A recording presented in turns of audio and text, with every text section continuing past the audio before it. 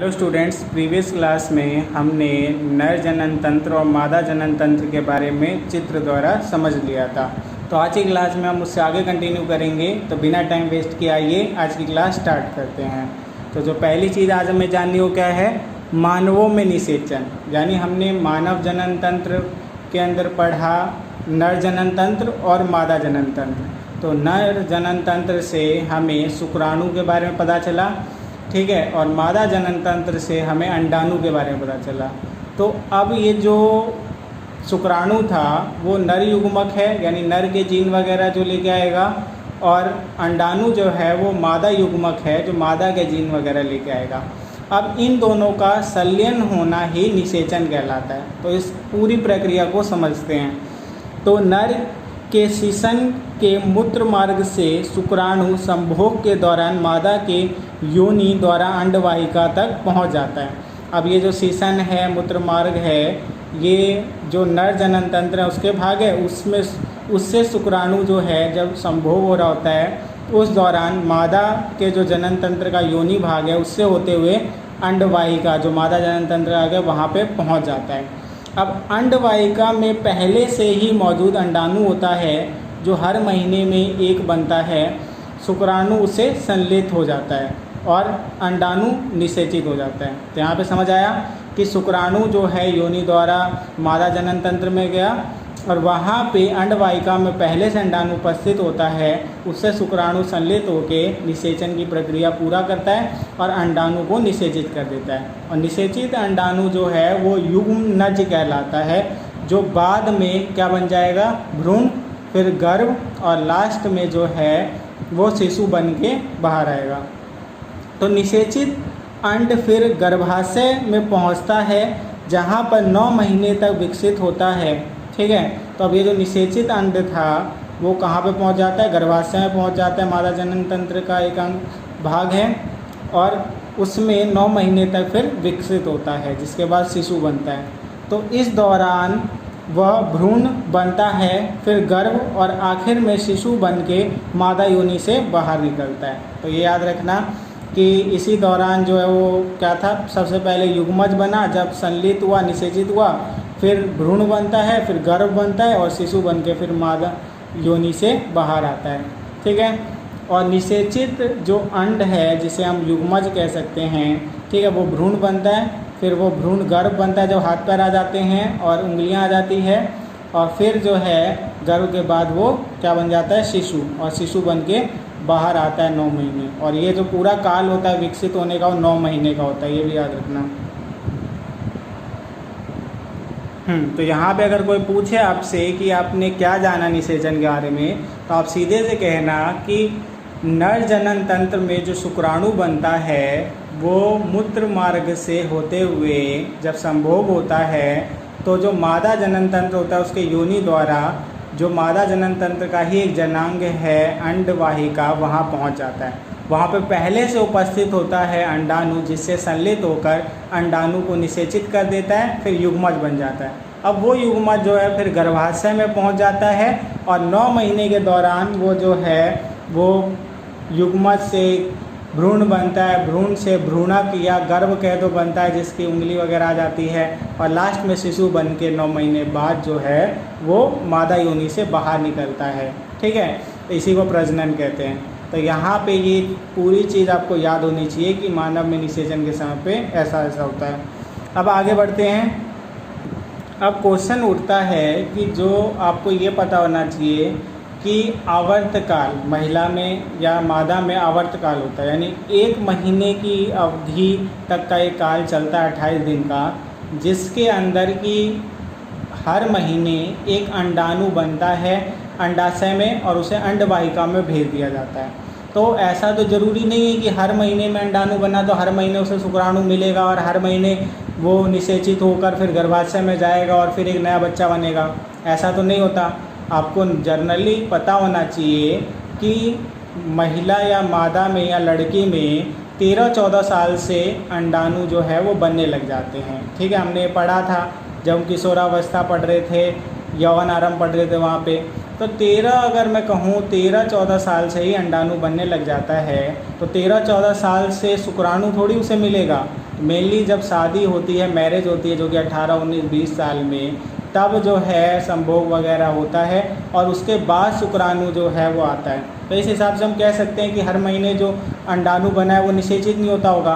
तो ये जो अंडाणु जब निषेचित नहीं होता यानी वो शुक्राणु से संलिप्त नहीं होता, तो सवाल उठता है फिर उस अंडाणु का क्या होता है। तो यहाँ पे आप सीधे से याद रखना कि वो अंडाणु जो है वो 24 घंटे का उसका जीवन काल होता है, उसके बाद जो है वो अपने आप विलुप्त हो जाता है यानी डीजनरेट हो जाता है।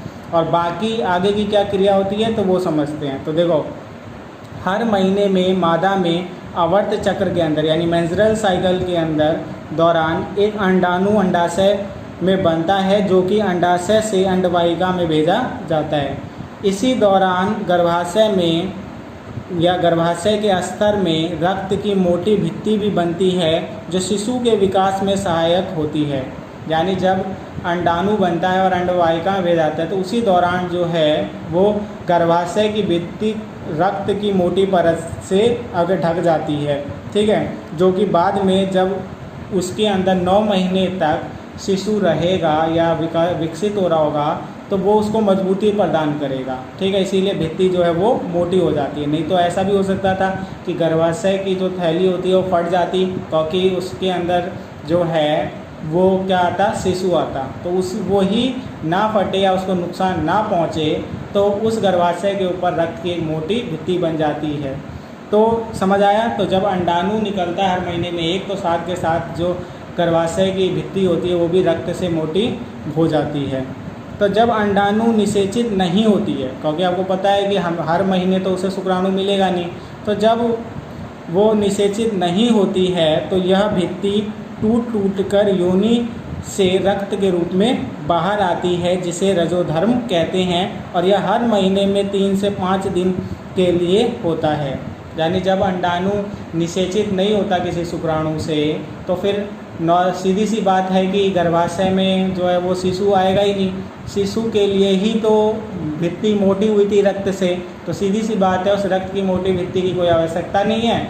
तो वो टूट कर योनि से रक्त के रूप में बाहर आने लगती है, जिसे रजोधर्म कहते हैं। तो हर महीने में जैसे अंडाणु बनता है तो हर महीने में रजोधर्म भी आता है, जिसे इंग्लिश में पीरियड्स कहते हैं, ठीक है। तो लड़की में आना ये स्वाभाविक है, हर महीने में एक बार 3 से 5 दिन के लिए ऐसा होता है, ठीक है। और ये नॉर्मली जो है इसका एक टाइम होता है, हर महीने में उसी समय पे ही आता है। अगर ये उस समय पे नहीं आ रहा है आपके आवर्तकाल में यानी मेंस्ट्रुअल साइकिल में, तो यानी कि आपके स्वास्थ्य में या कोई प्रॉब्लम है आपको, ठीक है। तो आप उस समय पे डॉक्टर को कंसल्ट कर सकते हैं। अब आते हैं जनन स्वास्थ्य पे। तो हमने पूरा चैप्टर जो है वो जनन के बारे में पढ़ा। तो जैसे हमने पूरे चैप्टर के अंदर जनन से जुड़ी हुई सारी बातें पढ़ी, तो अब ये भी जानना ज़रूरी है कि आखिर जनन से जुड़ी हुई स्वास्थ्य की बातें और कैसे अगर कोई भी जनन से जुड़ी बातों में अगर कोई दिक्कत है तो उसको कैसे ठीक किया जा सकता है, इस पे भी विचार करना ज़रूरी है। तो वही है आपका इस चैप्टर का आखिरी टॉपिक। तो जनन स्वास्थ्य का अर्थ है जनन से संबंधित सभी आयाम जैसे शारीरिक, मानसिक, सामाजिक और व्यवहारिक रूप से स्वस्थ होना। आपको अगर कोई पूछेगा, जैसे आपने 9th क्लास में पढ़ा था कि स्वस्थ होना क्या है, तो शारीरिक, मानसिक, सामाजिक रूप से सही होना। वैसे ही अगर कोई पूछे कि जनन स्वास्थ्य क्या है, तो जनन स्वास्थ्य भी जनन से जुड़ी हुई सारे आयाम में सही होना। आप जनन से जुड़े हुए यानी मानसिक, शारीरिक, सामाजिक और व्यवहारिक सभी रूप में स्वस्थ होना। अगर इनमें से कोई भी चीज़ स्वस्थ नहीं है तो आप जनन स्वास्थ्य नहीं कहला सकते।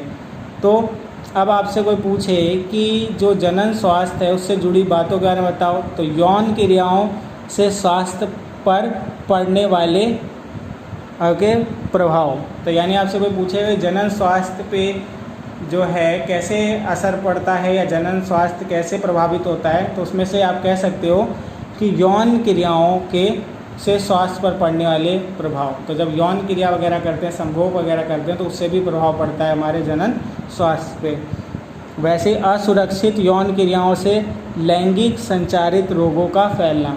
और अगर हम असुरक्षित यौन क्रिया रखेंगे यानी संभोग वगैरह करेंगे बिना किसी सुरक्षा के, तो उस समय पर हमें क्या एक बीमारी है लैंगिक संचारित रोग, यानी जो लिंग या आपके लैंगिक रूप से संपर्क में आने से जो रोग होते हैं, तो वैसे रोग हो सकते हैं जैसे HIV एड्स वगैरह। तीसरा है परिवार नियोजन से संबंधित समस्याएं, यानी परिवार से संबंधित समस्याओं में जैसे आपने देखा होगा कि गांव घरों में जो पेरेंट्स होते हैं उनके 8-8 10-10 बच्चे हो जाते हैं, क्योंकि उनको नॉलेज नहीं होती है कि कैसे गर्भ निरोधन करना है, यानी कि कैसे कंट्रोल करना है बर्थ को। तो उस चीज़ों की जो पढ़ाई होती है वो भी जनन स्वास्थ्य में होती है। और लास्ट है जनन स्वास्थ्य के प्रति जागरूकता, यानी जन्म मृत्यु, शिशु मृत्यु आदि में सुधार। तो जननी मृत्यु यानी कि माता की मृत्यु होना जन्म देते समय, और शिशु मृत्यु यानी जन्म के समय पे शिशु की मृत्यु होना में सुधार लाना। तो ये जो चारों बातें आपको बताई गई है, चारों की पढ़ाई जो है हम किस में करते हैं, जनन स्वास्थ्य में करते हैं, तो याद रहना चाहिए। और नॉर्मली एक चीज़ और याद रखना कि अगर हम असुरक्षित यौन क्रिया करेंगे तो उससे हमें लैंगिक संचारित रोग हो सकते हैं। और लैंगिक संचारित रोग जो होते हैं वो हम कह सकते हैं कि लाइलाज होते हैं। जैसे HIV एड्स की बात करूं तो वो लाइलाज है, उसका इलाज ही नहीं हो सकता, ठीक है। फिर कुछ ऐसे भी लैंगिक संचारित रोग हैं जैसे सिफिलिस वगैरह, उसका इलाज हो सकता है, ठीक है। तो ऐसे भी कुछ रोग होते हैं लैंगिक संचारित रोग जिसका इलाज नहीं होता, तो कुछ ऐसे भी होते हैं जिसका इलाज हो सकता है। तो आपको बेसिकली अगर आप यौन क्रियाएं सुरक्षित तरीके से करोगे तो आपको लैंगिक संचारित रोग नहीं होंगे। लेकिन अगर आपने कोई भी असावधानी बरती या ध्यान नहीं दिया तो आपको ये रोग हो सकते हैं। तो ये क्लियर है। अब आते हैं लैंगिक संचारित रोग के बारे में। तो लैंगिक संचारित रोग में जो सबसे मुख्य रोग है लैंगिक संचारित, वो है HIV एड्स। तो इसके बारे में जानेंगे। इससे पहले ये जान लेते हैं कि लैंगिक संचारित रोग क्या होते हैं। तो लैंगिक संचारित रोग ऐसे रोग होते हैं जो लैंगिक संपर्क में आने से, यानी संभोग वगैरह करने से या असुरक्षित यौन क्रिया करने से होते हैं, तो उन्हें कहते हैं लैंगिक संचारित रोग। तो इसमें जो सबसे मुख्य रोग है जिसका इलाज अभी तक नहीं बना है तो वो है एड्स, ठीक है। एड्स की फुल फॉर्म होती है एक्वायर्ड इम्यूनो डेफिशिएंसी सिंड्रोम। यहाँ आप नीचे देख सकते हो एक्वायर्ड इम्यूनो डेफिशिएंसी सिंड्रोम। यानी इसमें क्या होती है कि आपको बीमारी से लड़ने वाला जो आपके अंदर क्या है कि तंत्र है, जिसे इम्यून सिस्टम कहते हैं, प्रतिरक्षा तंत्र, ये उसको ख़त्म कर देता है। यानी एड्स जो बीमारी है उसके अंदर जो बीमारी से लड़ने वाली प्रतिरक्षा तंत्र है वो ख़त्म हो जाती है। तो इस रोग के अंदर क्या होता है कि आपको छोटी से छोटी बीमारी होगी तो उससे आप लड़ नहीं पाओगे, चाहे खांसी हो, जुकाम हो, हल्का सा आपके कह दो कि आपके अंदर कोई वायरस वगैरह आ जाए तो उससे होने वाली बीमारी से आप खुद नहीं ठीक हो पाओगे, ठीक है। तो इससे क्या होता है कि जीवन काल थोड़ा कम हो जाता है जिनको एड्स हो रखा होता है, और इसका कोई इलाज भी नहीं है, ये याद रखना। अब बात होती है कि एड्स किस वायरस से होता है, तो HIV से होता है। HIV मतलब ह्यूमन इम्यूनो वायरस। तो HIV वायरस से एड्स नाम की बीमारी होती है जिसका इलाज नहीं है, और एड्स बीमारी के अंदर हमारी प्रतिरक्षा तंत्र पूरी तरह से ख़त्म हो जाती है और हम किसी भी बीमारी से फिर नहीं लड़ सकते, चाहे वो बीमारी छोटी से छोटी हो। अब बात करते हैं कि एड्स कैसे फैलता है। तो इसके कुछ तरीके हैं जिससे कि एड्स एक आम इंसान के अंदर पहुंचता है। तो पहला है HIV पीड़ित व्यक्ति के लैंगिक संपर्क में आने से। यदि किसी को HIV एड्स हो रखा है और उससे आप कोई यौन क्रिया या संभोग वगैरह करते हो तो आपको भी एड्स हो सकता है। तो यहाँ पे ये याद रखना है कि HIV पीड़ित व्यक्ति के लैंगिक संपर्क में आने से HIV एड्स हो सकता है। लेकिन ऐसा कहीं पे भी नहीं है कि अगर किसी को HIV एड्स हो रखा है उससे आप हाथ मिलाओगे तो आपको एड्स हो जाएगा, ऐसा नहीं है। बस उसके लैंगिक संपर्क में आने से आपको एड्स होता है। दूसरा है संक्रमित सुई से। अब किसी को एड्स था, अगर उसको कोई इंजेक्शन लगाया गया और वही इंजेक्शन फिर आपको लगाया जाएगा तब आपको एड्स हो सकता है। तो इसीलिए जब भी आप डॉक्टर के पास जाते हो तो इस बात का ध्यान रखना कि जो इंजेक्शन आपको लगाई जा रही है वो बिल्कुल नई निकाल के लगाई जा रही हो, पहले से यूज़ इंजेक्शन को या सिरिंज को आपको ना लगाया जाए। तीसरा तरीका है गर्भवती माँ से शिशु को, यानी कोई ऐसी माँ है जिसको पहले से HIV है, उससे उसके बच्चे में एड्स आ सकता है। तीसरा है रक्त आदान के दौरान, यानी जब एक व्यक्ति जिसको एड्स है वो रक्तदान कर रहा है और वो अगर किसी आम व्यक्ति को करता है तो उसके अंदर जो है वो एड्स उसको भी हो सकता है। इसीलिए जब भी रक्तदान किया जाता है तो उस समय पर आपके रक्त की जो है वो टेस्ट होती है, और वो टेस्ट यही देखने के लिए होती है कि आपके रक्त में कोई प्रॉब्लम तो नहीं है। तो अगर उस समय पे पता चल जाता है कि आपको HIV एड्स वगैरह है तो आपका रक्त जो है किसी और में नहीं दिया जाएगा। और अब बात करते हैं अन्य उदाहरण। अगर आपसे कोई पूछे कि कुछ और भी आपके लैंगिक संचारित रोग के उदाहरण है तो हाँ, जैसे एड्स है, वैसे ही गोनोरोइया, सिफिलिस, जेनिटल हर्पेस, वॉट्स, ये सारे जो हैं वो लैंगिक संचारित रोग हैं। तो यहाँ पे हमने ये जाना कि आखिर एड्स कैसे एक व्यक्ति से दूसरे में होता है या एक आम व्यक्ति को होता है, और साथ में जाना कि और लैंगिक संचारित रोग कौन कौन से हैं। तो यहाँ पे हमने जाना गोनोरोइया भी लैंगिक संचारित रोग है, सिफिलिस भी, और जेनिटल हर्पेस और जेनिटल वॉट्स भी। ठीक है, तो ये सारे जो हैं लैंगिक संचारित रोग हैं। और ये चीज़ याद रखना कि ये जो भी बातें बताई गई है कि जिसके कारण आपको HIV एड्स हो सकता है, तो उन चीज़ों पे खासा ध्यान रखना। अगर वो चीज़ें नहीं करते हो आप तो आपको कभी भी एड्स नहीं होगा। मेनली कभी भी इंजेक्शन लगवाने जाओ तो नए इंजेक्शन से लगवाओ। अगर आपके को रक्त चढ़ रहा है तो उस समय पे जो बगल वाला है उसके रक्त की जांच हो रखी हो। इसके अलावा कभी भी आप जो है अगर कोई महिला गर्भवती है तो उसी समय पे अगर डॉक्टर को ये बात पता चल जाए कि उसको एड्स हो रखा है तो उससे शिशु को एड्स होने से बचाया जा सकता है। और नॉर्मली कोई अगर HIV पीड़ित व्यक्ति है तो उससे कभी भी लैंगिक संपर्क में नहीं आओगे तो आपको जो है वो एड्स नहीं होगा। अब आते हैं कि पिछले कुछ समय में आपने देखा है कि जो भारत की जनसंख्या है या पूरे विश्व की जनसंख्या बहुत तेज़ी से भागी है। तो अब इस तेज़ी से भागने में जनसंख्या का एक बहुत सारे कारण हैं। उसमें से एक कारण ये भी है कि लोगों के अंदर जो है वो गर्भ निरोधन विधि वगैरह की नॉलेज ही नहीं है कि कैसे 2 बच्चों पे या 1 बच्चों पे हम रोक सकते हैं और उसके क्या फ़ायदे हैं। यानी वो इतने शिक्षित नहीं है कि उनको ये पता चले कि 1-2 बच्चे रखने में उनकी भी भलाई है और देश की भी भलाई है, क्योंकि संसाधन निश्चित है। तो कम जनसंख्या होगी तो उनको खिला पाना आसान होगा। ठीक है, तो इस चीज़ के लिए जो है वो सरकार बहुत सारे आपके तरीके अपना रही है, और उसमें से जो है वो अब गांव-गांव में जाके स्कूलों में जो है वो लिंग शिक्षा दे रही है, सेक्स एजुकेशन दे रही है, जिसमें गर्भ निरोधक विधियों के बारे में भी, कॉन्ट्रासेप्टिव मेथड के बारे में भी बताया जा रहा है। तो अगर कोई पूछे कि कोई 4 गर्भ निरोधक विधि बताओ और आपसे ये भी पूछ ले कि गर्भ निरोधक विधियाँ क्या होती है, तो ऐसे विधियाँ जो नॉर्मली बड़े परिवार को होने से रोक लेती है और गर्भ को अगर कि नॉर्मली अनचाहा जो गर्भ होता है उसे नहीं होने देती, तो इसको कहते हैं गर्भ निरोधक विधियाँ।